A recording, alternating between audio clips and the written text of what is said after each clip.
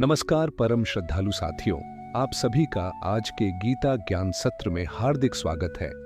पिछले गुरुवार हमने भगवद गीता के अध्याय 7 के पहले 10 श्लोकों का अध्ययन किया था, जिसमें भगवान श्री कृष्ण ने अर्जुन को अपने द्वैध स्वरूप अपरा भौतिक और परा चैतन्य प्रकृति के विषय में बताया। उन्होंने यह भी स्पष्ट किया कि समस्त सृष्टि उन्हीं से उत्पन्न हुई है और वे ही जल में रस, अग्नि में तेज और समस्त चेतना का स्रोत हैं। जो भक्त पूर्ण श्रद्धा से भगवान में मन लगाते हैं, वे उनके दिव्य स्वरूप को जानने के अधिकारी बनते हैं।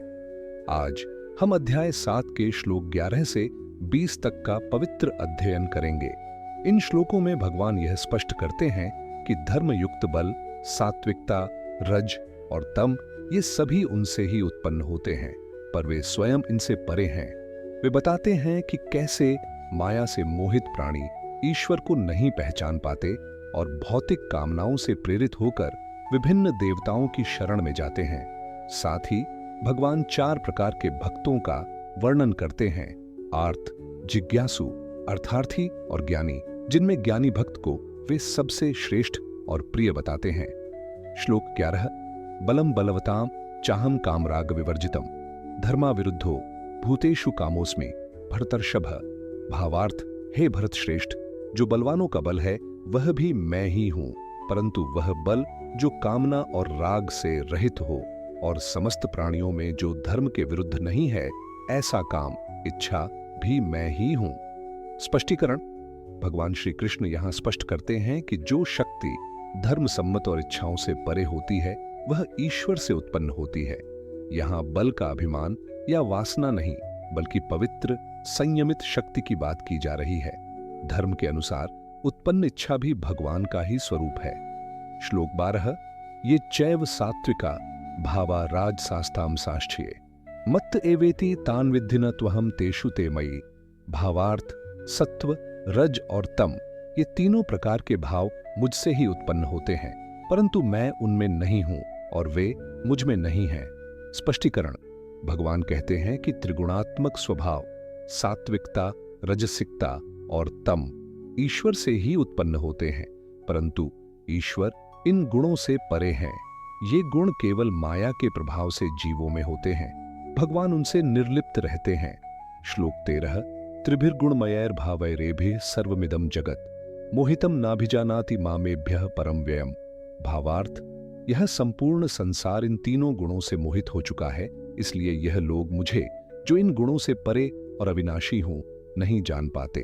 स्पष्टीकरण: माया के त्रिगुण सत्व, रज और तम जीव को भ्रमित करते हैं।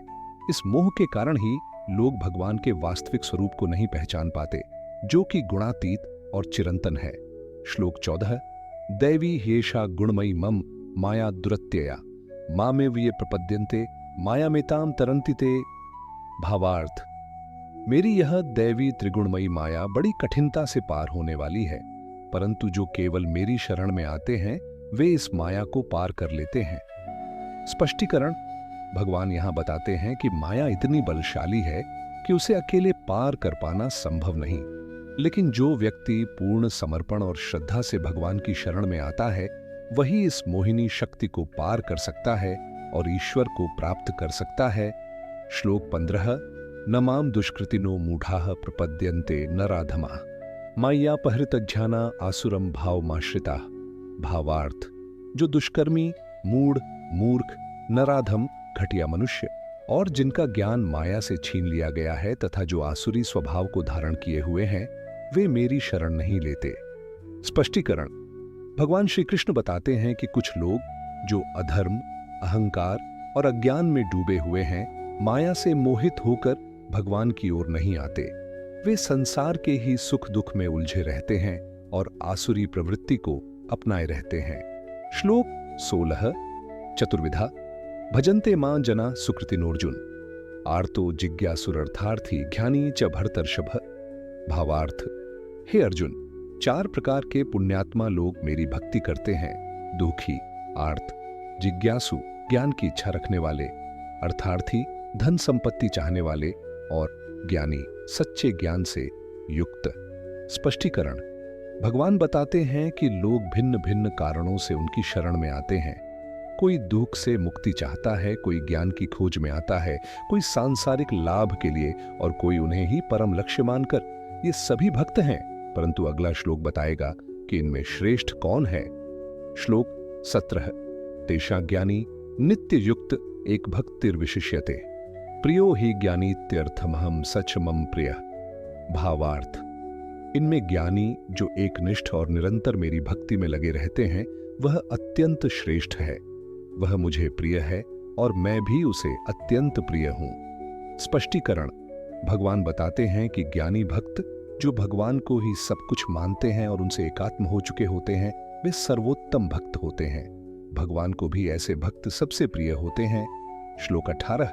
उदाराः सर्व एवैते ज्ञानी त्वात्मैव मे मतम् आस्थितः स ही युक्तात्मा मामेवानुत्तमाम गतिम। भावार्थ, ये सभी भक्त उदार हैं, लेकिन ज्ञानी तो मेरे ही स्वरूप में स्थित है, ऐसा मेरा मत है। वह स्थिर बुद्धि वाला है और मुझे ही परम लक्ष्य मानकर मेरी ही प्राप्ति में स्थित रहता है। स्पष्टीकरण, यहाँ भगवान अन्य 3 भक्तों को भी उदार और पुण्यात्मा मानते हैं, लेकिन ज्ञानी भक्त को आत्मतुल्य बताते हैं क्योंकि वह भगवान में ही लीन रहता है, अन्य किसी फल की अपेक्षा नहीं करता। श्लोक 19। बहुनाम जन्मनामन्ते ज्ञानवान माम प्रपद्यते वासुदेवः सर्वमिति महात्मा सुदुर्लभः।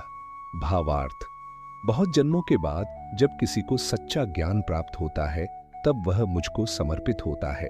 वह जानता है कि वासुदेव ही सब कुछ हैं। ऐसा महात्मा अत्यंत दुर्लभ है। स्पष्टीकरण, भगवान श्री कृष्ण बताते हैं कि भगवान को ही सर्वस्व मानने वाला आत्मज्ञानी महात्मा अनेक जन्मों के पुण्य और साधना के बाद ही जन्म लेता है। ऐसा भक्त अत्यंत दुर्लभ होता है। श्लोक 20। कामैस्तैस्तैर्हृतज्ञाना प्रपद्यन्तेन्य देवता तम तम नियमास्थाय प्रकृत्या नियताः स्वया। भावार्थ, जिन लोगों का ज्ञान कामनाओं द्वारा ढक लिया जाता है वे अन्य देवताओं की शरण लेते हैं और अपनी अपनी प्रवृत्ति के अनुसार नियमों को अपनाकर उनकी पूजा करते हैं। स्पष्टीकरण, भगवान बताते हैं कि जो लोग भौतिक इच्छाओं से प्रभावित होते हैं वे अनेक देवताओं की पूजा करते हैं क्योंकि उनकी प्रवृत्ति और स्वभाव ही उन्हें उस ओर प्रेरित करता है, परंतु वे भगवान के परम तत्व तक नहीं पहुंच पाते। निष्कर्ष, इन श्लोकों से हमें यह बोध होता है कि ईश्वर की प्राप्ति केवल श्रद्धा, समर्पण और निष्काम भक्ति से ही संभव है। जो भक्त केवल सांसारिक सुखों या इच्छाओं की पूर्ति के लिए पूजा करते हैं वे माया के वशीभूत होते हैं, लेकिन जो भगवान को ही सर्वस्व मानकर भजते हैं वे ज्ञान और भक्ति के उच्चतम मार्ग पर अग्रसर होते हैं। भगवान स्वयं कहते हैं कि बहुत जन्मों के बाद जब जीव सच्चे ज्ञान को प्राप्त करता है तब वह समझता है कि वासुदेव ही सर्वस्व हैं और ऐसा महात्मा अत्यंत दुर्लभ होता है। अगले गुरुवार हम शेष श्लोक 21 से 30 का गहराई से अध्ययन करेंगे, जहां भगवान ये बताएंगे कि क्यों लोग विविध देवताओं की उपासना करते हैं और किस प्रकार भगवान ही सभी प्रकार की श्रद्धा का अंतिम आधार है। अंत में, यदि यह ज्ञान उपयोगी लगा हो तो कृपया वीडियो को लाइक करें, चैनल को सब्सक्राइब करें और इसे अन्य साधकों तक पहुंचाएं। हरि ओम तत्सत।